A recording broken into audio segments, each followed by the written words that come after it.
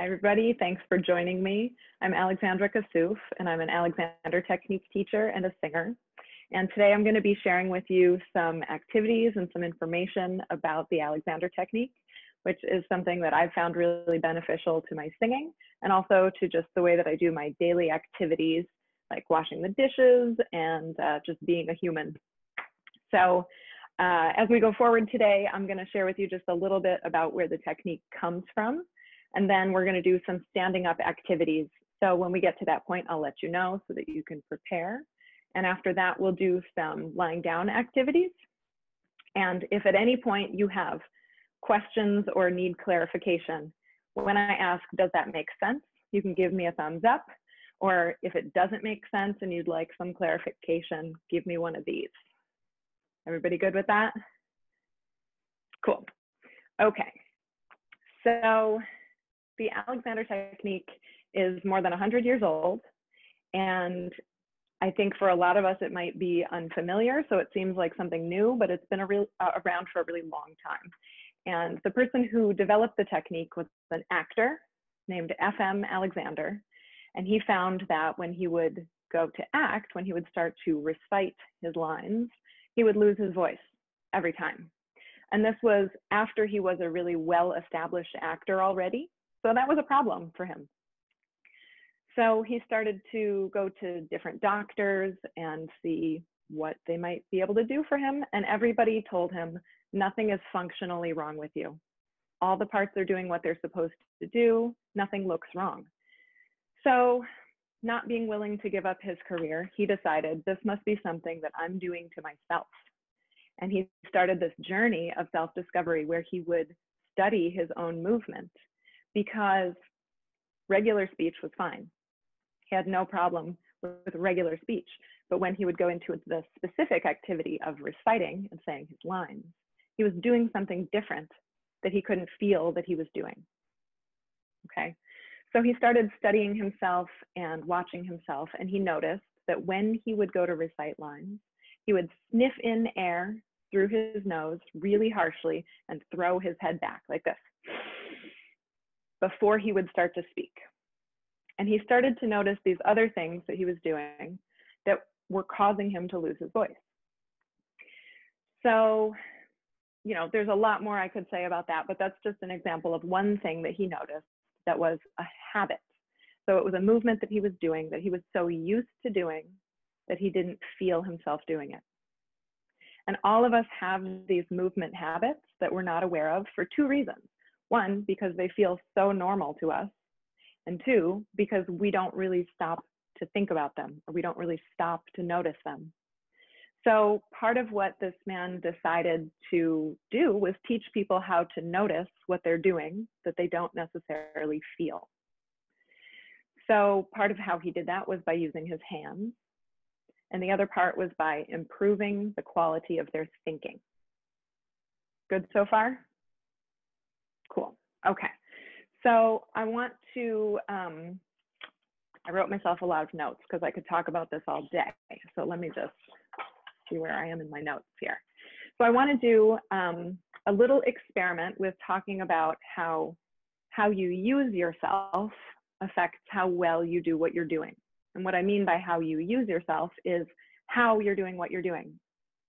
So for example, if I had a music stand and I put a lot of heavy books on the stand, it wouldn't function very well, right? It would start to go down. So how I'm using this music stand has an effect on how well it can do its job. That's the same for you as a person. So let's stand up and do a little experiment about how we use ourselves. So you don't need a lot of space, just enough space to be able to raise your arms out to the side. So this little experiment is going to go differently for everyone because everyone is going to interpret it differently in their own systems. So just where you are, raise your arms out to the side, just about shoulder height, and then let them go. And do that again and just notice what you notice. What do you sense? And let them go. And assign for yourself on an effort scale of 1 to 10, how difficult that was. Okay, maybe it was really easy, maybe it was a little challenging, and take that up on the effort scale to, let's say, a 7. So we're going to think that it's going to be really difficult to raise our arms. We're going to think about our arms being heavy and difficult to move, and then go ahead and raise your arms as if they're heavy, if you think they're heavy. And then let them go. And notice what you notice. You may be aware of things that are happening in your system that have nothing to do with your arms. That's important. So if you notice suddenly you're holding your breath, or your eyes start to glaze over and you're staring, those are things worth noticing. So let's do that again, like your arms are really heavy, like they're just pulling down, and then raise them up and let that go. So that's your 7 on the effort scale. And then let's see what happens if we take that down to a 2. So you're going to think your arms are really light and easy to move, and they're just going to float up to shoulder height. And try that out a few times. They're just really easy to move, and they can float.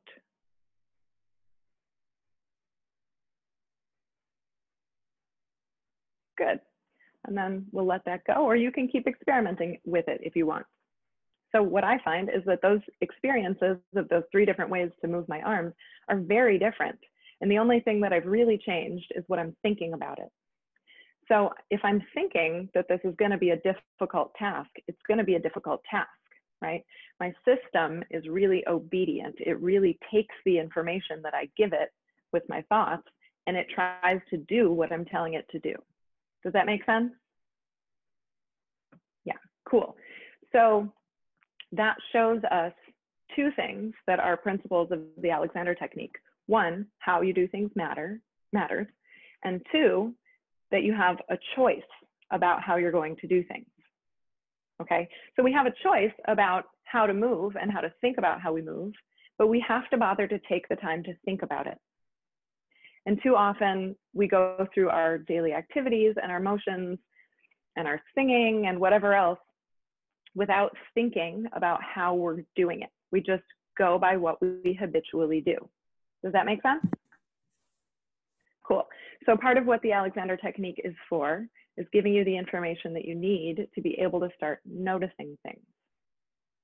Another thing that you may have noticed is that there was, and I mentioned this while we were doing it, there was a response throughout your body that had nothing to do with your arms, seemingly, but it actually had everything to do with your arms because you are a whole, right? You're not a bunch, well, you are a bunch of parts, but they work together as a whole, and they work better when you include more of them in your awareness.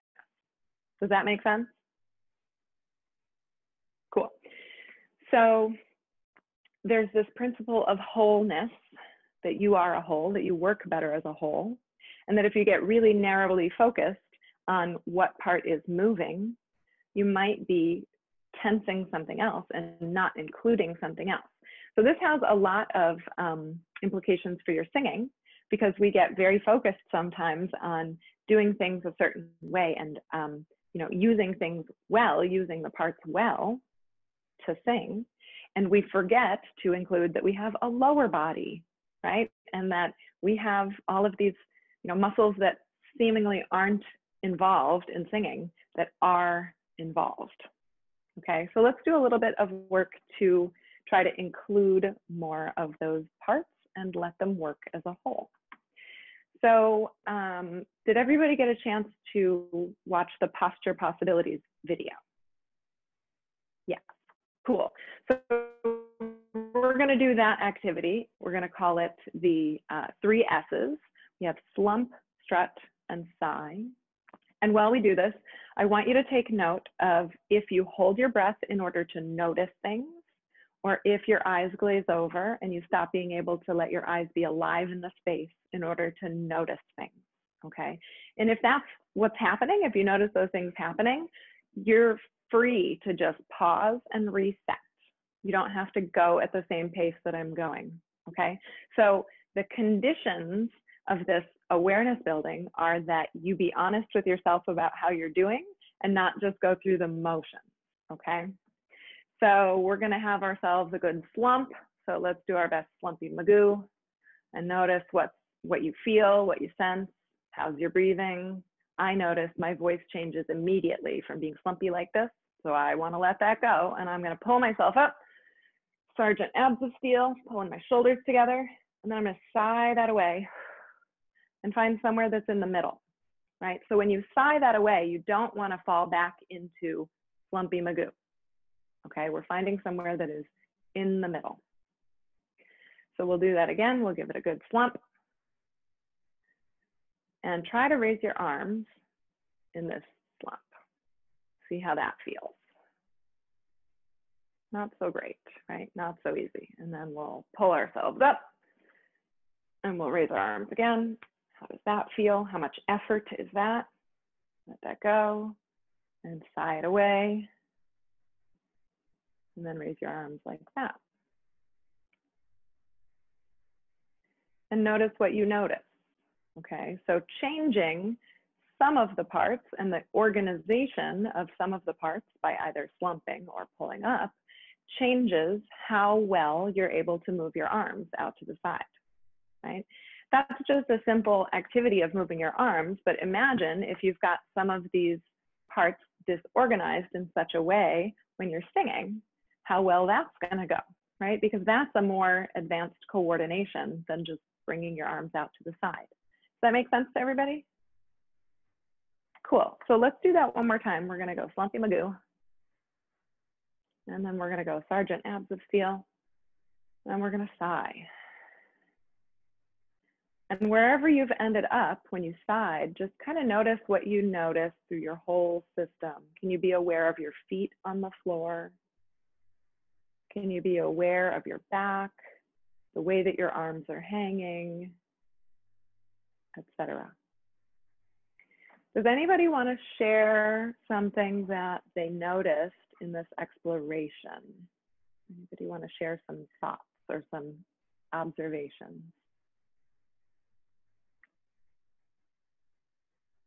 Nobody wants to share anything? That's okay too. It just might be useful to hear from each other. I'll share. Okay, Heidi, what's up?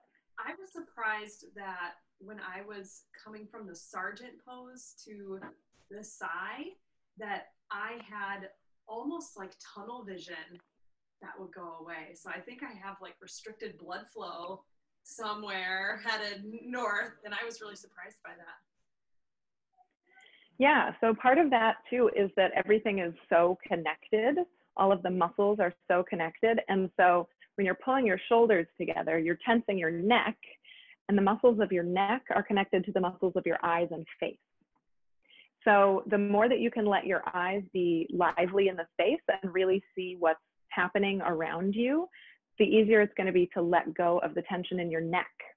So that's when we talk about noticing whether your eyes are glazing over and stiffening, and whether your breathing is held. Those two things have a pretty big implication on the muscular quality, the tension quality of your neck and back. Cool. Thank you for sharing that. Nina. So many of you are much younger than the teachers in this class, but like Heidi, I was holding my breath when I was in the sergeant mode. And then when I did the sigh, I could feel where I was holding more specific tension. So for me, I noticed it in my lower back. And so that kind of pinpointed where I could really like work on that spot specifically. Just because you kind of get like, oh, that release of some pain actually is what it comes down to. So that's what I felt. Cool. Did anybody find that it was easier to move your arms out to the side once you kind of reorganized into that sigh place? Yeah? Cool. So that gets to the heart of it, that if we can find a way to use less effort to be organized in the first place, our actions are going to be easier. So I want to talk a little bit about how we got there. What did we do in order to get there? okay? Because it's not just putting yourself in the right position, right? It goes back to that first thing that I talked about, where your thoughts have something to do with how you move, okay? So you had to actually stop and make a choice about how you were going to organize yourself and make a choice about how you were going to move before you did it. So we all have these things that we don't like to have to think about. It's easier to go on autopilot, but if we go on autopilot and we don't think about how we're doing things, there are going to be these movement habits or these thought habits that we're not going to be able to change unless we take the time to think about them. Does that make sense? Cool. So now we're going to do a little bit of floor work. So if you have some space where you can just lie down on the floor and some soft cover books that you can put under your head, I'm going to show what we're doing first, and then I'll talk you through it. So I'm going to just show the basic position, and we're going to call this constructive rest position. So I have about 3 inches or so of books that I'm going to put under my head, and I'm going to put them on the floor. And then I'm going to lie down on my back with the books under my head, but not under my neck. Okay. So the reason I picked this height of books is so that my head can rest on them without my head tipping back. Can everybody see that I'm tipping my head back? And without crunching the front of my neck. Okay, so if you feel either one of those things happening, you have too many books or too few books. So you really want to be able to just rest your head, feet on the floor, knees pointing up toward the ceiling, and hands resting somewhere on your torso. And that's it. That's all you need to do, is just get yourself down onto the floor in this constructive rest.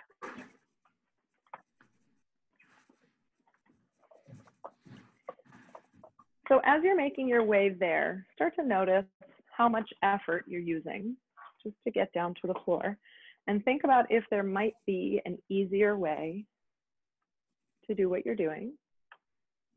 And if you've already arrived there, just start to notice the contact of your back on the floor, the contact of your feet on the floor, and the contact of your head on the books.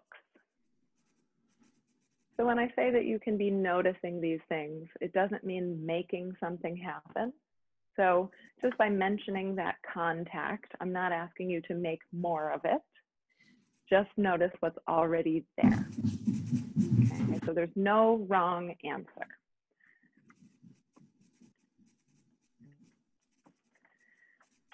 And then start to notice if there's anywhere that you're holding tension in yourself, and if there's any way that you can ask yourself to do less.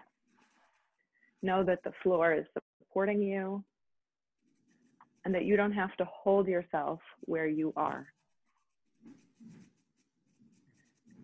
So maybe starting with your head and neck, notice if there's tension in your face, tension in your neck. Notice your shoulders. Are they up around your ears? Are you pushing them into the floor? And can you just let them be?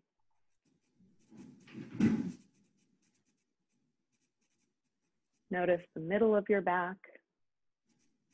And notice that you might be able to feel your ribs as you're breathing, swinging open, and you might be able to feel that from the contact of the floor.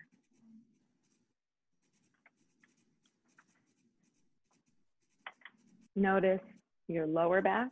It may or may not be touching the floor. That's okay. You don't have to force it down. Just let it be where it's landed.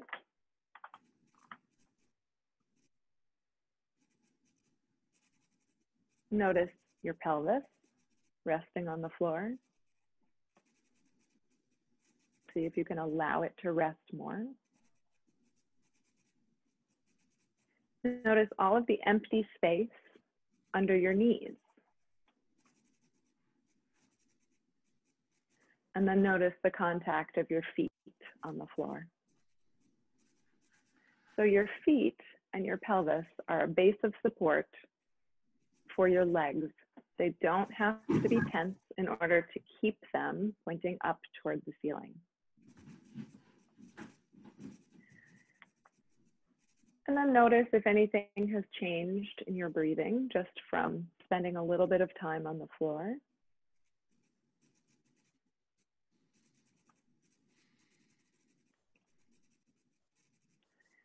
And you're going to stay there and keep noticing where you can let things go. And I'm going to share a little bit of information about what constructive rest is and why it's beneficial to do. So constructive rest is a chance to be in a different relationship to gravity. Gravity is your friend. It does actually play a part in keeping you upright with less effort, but it also causes some compression on the bones of your spine. So throughout the day, some compression happens just by the nature of being an upright human. And it can be beneficial to lie down in this position, fully supported, and let gravity take a break. Well, let yourself take a break. Gravity's still there doing its job.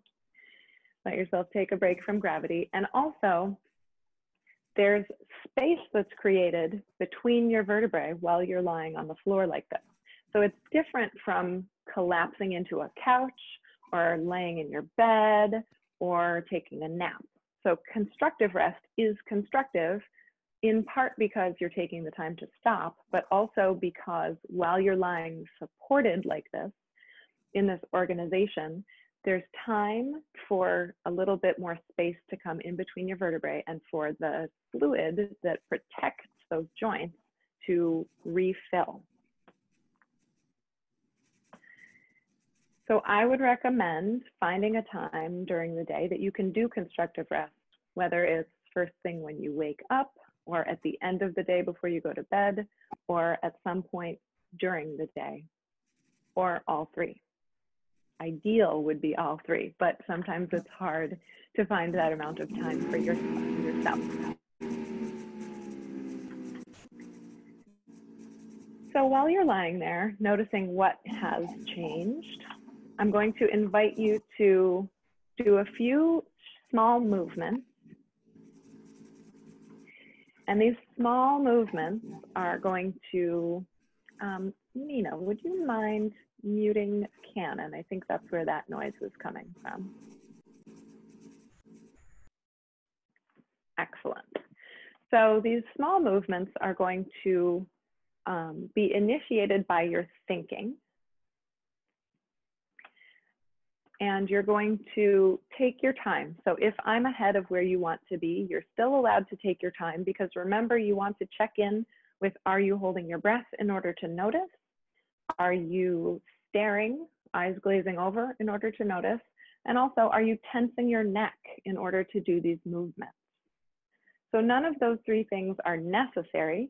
They would just be habitual movements.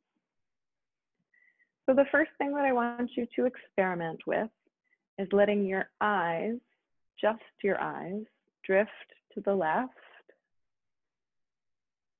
and see what's over there in your side vision. And then let your eyes drift to the right. And do that a couple of times, going back and forth to the left and right, just your eyes. And see if you can do this without tensing up and without holding your breath. When you feel like that's going well, let your eyes lead your head to roll on your books to look to the side of the room. And the rest of you can stay where it is. So you're just using your eyes to move your head.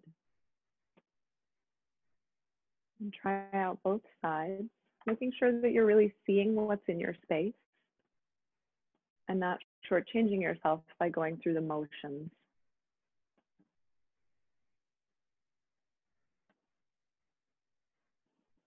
Notice if there's some particular color or light that is drawing your attention, and include that in your awareness.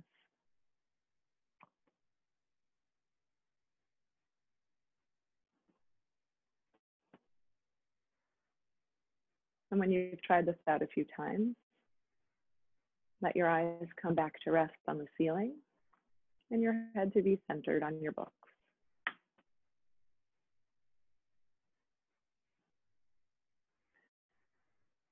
The next thing that we're going to try out is moving the arms. So pick either your right or left. Some of you have limited space, and so if you want to do the easier one first, where you have more space, go ahead and let the back of your hand rise up as if pushing back a curtain so that your arm is resting on the elbow. Your elbow is still on the floor. You're just pushing the back of your hand away from your body to come to rest on the elbow, and then let it come back.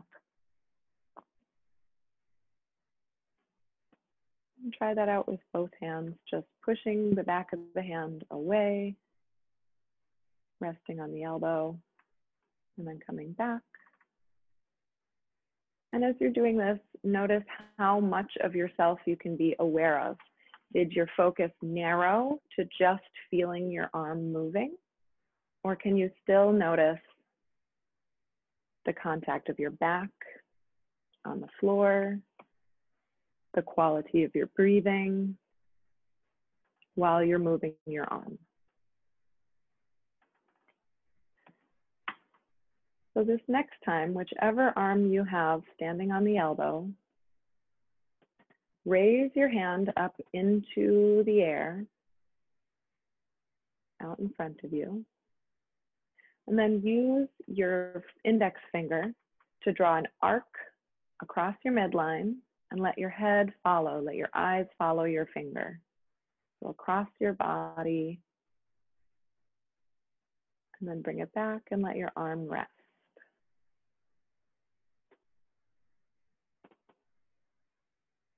And do that on the other side. So first, pushing back a curtain, standing on the elbow, letting your arm come up into the air, and then pointing with your finger as if you're following a shooting star, drawing an arc across your body, letting your eyes follow, and then coming back to rest.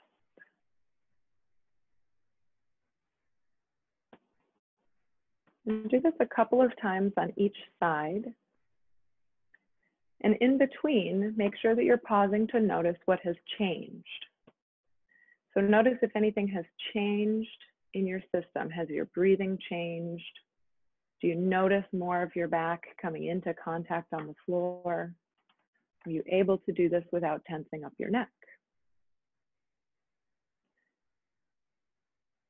So in this exploration and anything that you do that involves the Alexandra technique, you're less worried about making the right shape and more interested in how you're doing what you're doing. So keeping your breathing free, keeping your neck free, keeping your vision alive, these are conditions of doing the activity.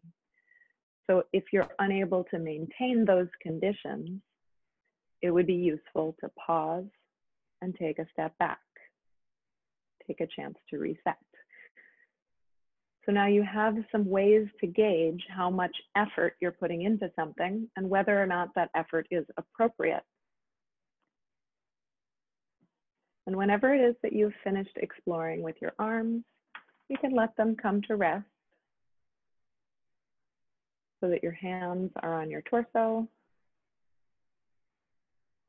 and your elbows are wide, resting on the floor. If you're still going with this exploration, feel free to keep going. And if you're ready to move on, we're going to move on to the legs. And again, this is going to be a small movement. It's initiated by your thinking. And it's an exploration. It's not about finding the right shape or the right position. So with your knees pointing up to the ceiling, I want you to envision that there's a light shining up on the ceiling coming out of each knee. And I want you to gently sway those lights toward and away from each other. And it's just a tiny, tiny movement. Just seeing if you can move your knees toward and away from each other And notice how this has an effect on your whole system. Are you holding your breath in order to notice? And have you stopped really seeing what's in front of you in order to notice? So these conditions are really important because the Alexandra technique is thinking in activity. It's not something that you practice separately from what you're doing. It's something that you want to be able to practice while you're doing your activities in your life. And if you practice them, if you practice awareness like this with holding your breath and not seeing what's in front of you, then it'll be a lot harder to transfer that skill of awareness into your activities because you go through the world with your eyes open. So if you have successfully swayed your knees toward and away from each other, go ahead and take them a little bit in the same direction. So both knees to the right, both knees to the left, just a little bit. And notice what you might be tensing that doesn't belong to this activity. So notice if you've started to press your arms into the floor in order to do this, and can you do it without?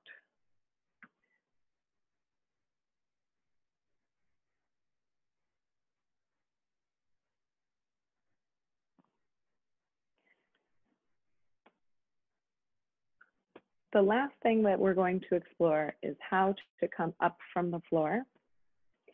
And it involves all of the movements that we just explored. So in order to come up from the floor without disturbing some of that great length that we just created by being in this different relationship to gravity, you're going to use initiating the movement with your eyes, the first thing that we did. So use your eyes to look either to the right or to the left, and let your head follow, and then let your arm come across your body in that same direction, and let your knees fall to that side. So we just practiced doing all of those movements freely, and they come together and they combine into a larger coordination. And then go ahead and come up to standing.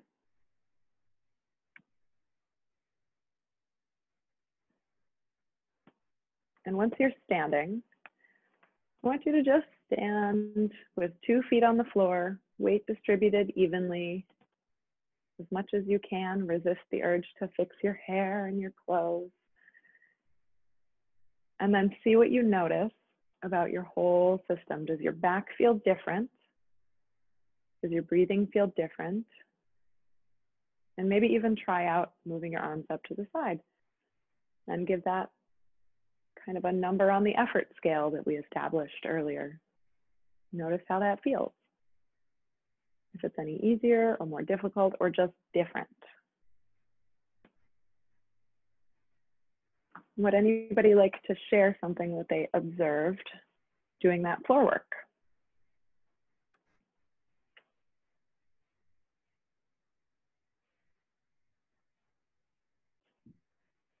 I will.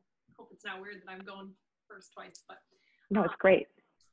I sort of knew this because sometimes I get headaches, especially when I sit at the piano. But in every task, every single one, regardless of what was involved, the muscles at the base of my head, top of my neck, were always tensed. And I had to take a deep breath and like have a huge mental reminder, like, let go. Like, this is not involved in the process. And I could like hear my hair kind of like moving on my book, so I could hear, you know, that movement happening. Oh my goodness.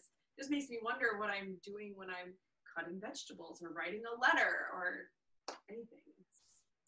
Right. So those are all things that you probably do without thinking about how you're doing them. So this is a great opportunity for you to notice that. And I'm really glad that you did notice that, because you can't change something that you don't know about, right? And it's one thing if somebody tells you this is what you're doing, and it's another thing if you experience it for yourself.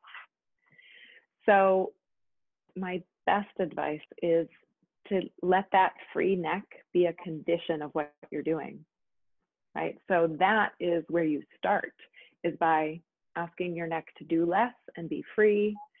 And if that's not something that you can do. You're not ready to start the activity yet. So you have to give yourself permission to take time to explore that. And I know that's not always realistic. We have jobs, you gotta play the piano. But the more that you practice giving yourself enough time to let that be a condition, the easier it'll get and the less time that'll take, right? Because otherwise you're doing things the way that you always do without taking that time. Does that make sense to everybody? So actually being willing to take that time before you jump into something is how you change a habit. That's the biggest thing, is knowing that you have to be willing to think about it. Yeah, Nina. I'm really curious to hear from Miranda, actually, what she was feeling. I know I put you on the spot a little bit, because she plays ukulele and guitar a lot during the day. And so I'm curious to kind of see what she was feeling in that exercise. Can you tell us what you were feeling? For sure. Yeah. I have probably pretty bad posture most of the day. So it was really interesting to see it was really interesting when I stood up to kind of notice how to transfer what was happening when I was lying down to when I was standing up. Because especially in like my shoulders, my back, and my legs, the way that I positioned my legs when I was lying down, like it took a lot of effort to like, because my feet were like this, and it took a lot of effort to like twist my legs to make them go like that. So it was just interesting to notice what was tense and like what muscles it took to do that, and how I could then transfer that to relaxing those like lower abdominal muscles and back muscles when I'm standing, which was interesting. And then when I stood up, it was like my whole spine was like stretched, and it almost felt like my like bottom of my neck vertebrae was higher than my shoulders, which felt really nice, and I never like get that. Awesome. Those are great observations. I'm curious if you do feel tension in your legs usually when you're standing, or if you're aware that that's something that's there. I've always had like really weak knees and ankles, and it used to be like painful when I was like in elementary school to like turn corners because I do a lot of like physical activity, and it's gotten much better as I've gotten older, but it's always like a weak point that my knees and ankles are just really weak. So it was interesting. Yeah, it was just interesting to notice that in the way that what muscles I use to move my legs. Mm-hmm. And maybe it's not so much an issue of weakness, but maybe you could find a better organization so that you don't have to use so much effort. Does that make sense? Cool. Other observations? Yeah, Nina. I'm gonna call on somebody else to get another perspective. Oh, I know I'm putting Great. you on the spot. I'd really like to hear from Eric, who is more athletic. He plays some sports, and so I would like to hear like his observations of what he experienced. I mean, it just felt really like calming and everything, and relaxed, and it was good to like just let the body relax after like running and everything. I'm sure, because I've done like when you do running, you usually do yoga after it, and it reminded me of that, I guess. So it's like a chance to reset and really let your muscles stop and relax, doing something, and really get back to the basics, I guess you could say. Mm-hmm. It's always good to get back to the basics, because once we've moved on to more complicated coordinations, we kind of forget what the basics are, or that we have them, or how to tap into them. Cool. Any other observations? Cool. Can we move on to question and answer? So did anybody have any questions about the things that either the video or the articles from this past week, or anything that we did today?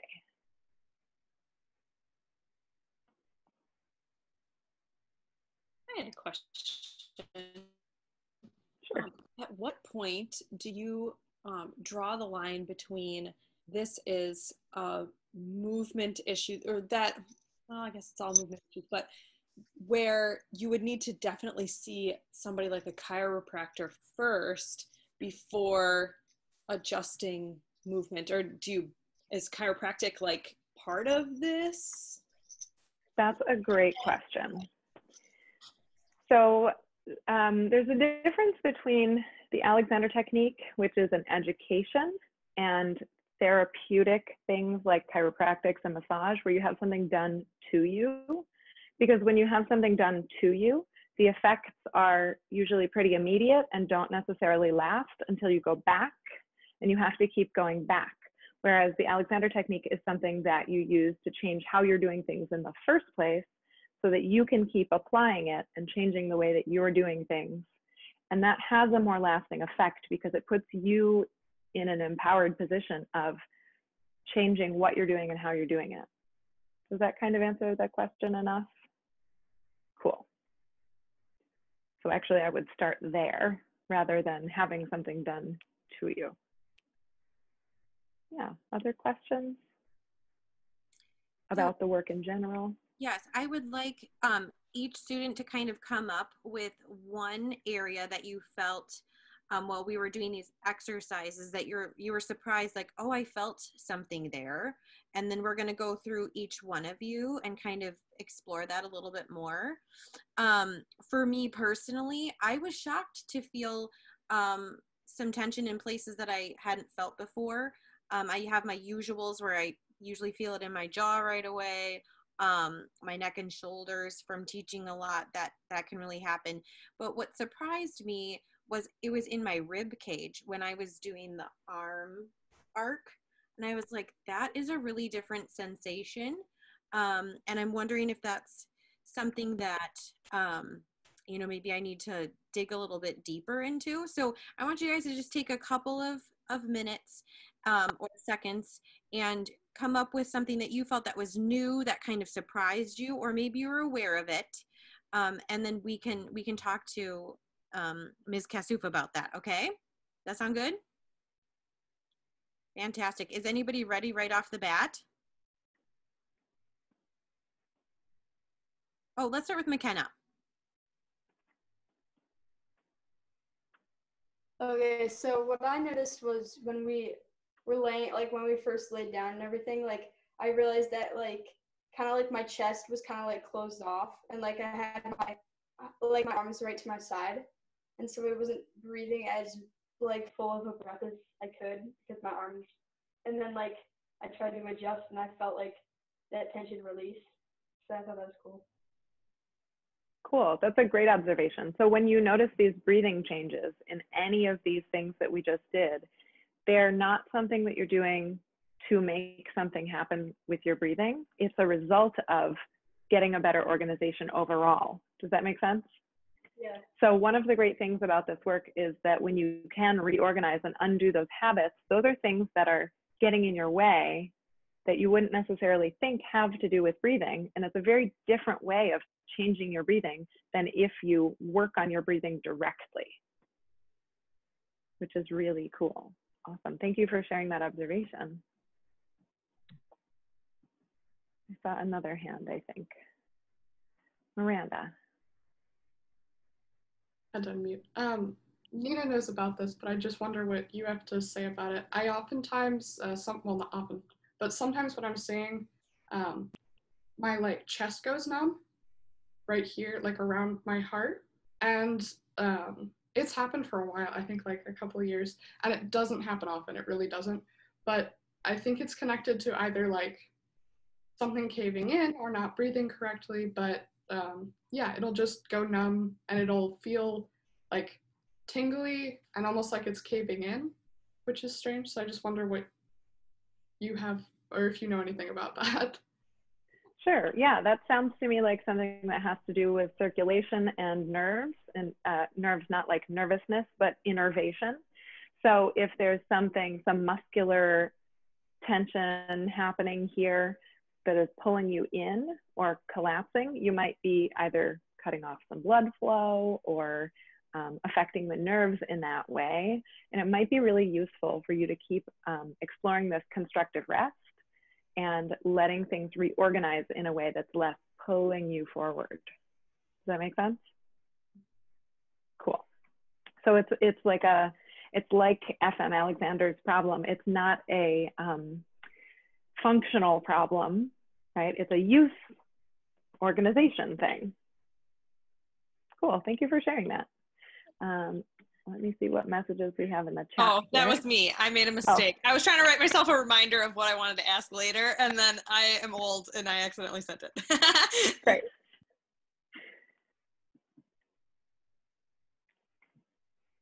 Oh, Nina, we can't hear you.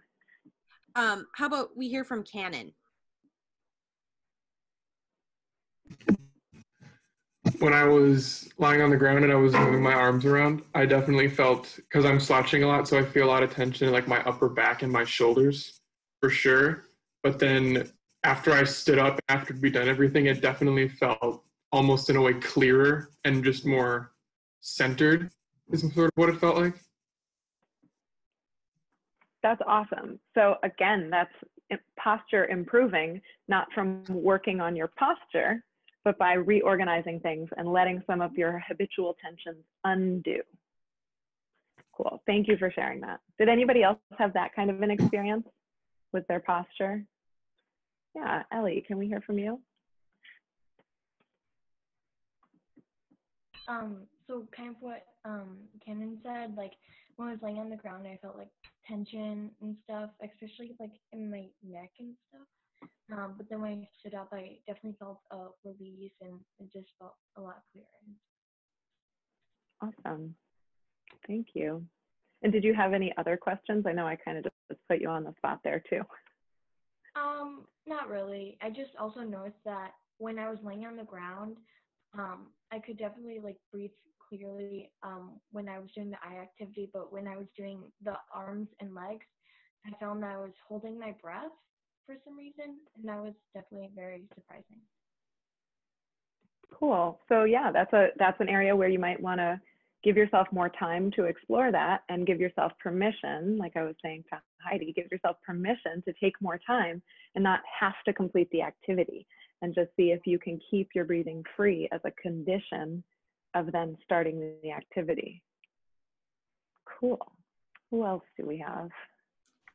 We have Gus and Eric left to hear from. Gus, do you want to go first? Oh, you'll have to unmute.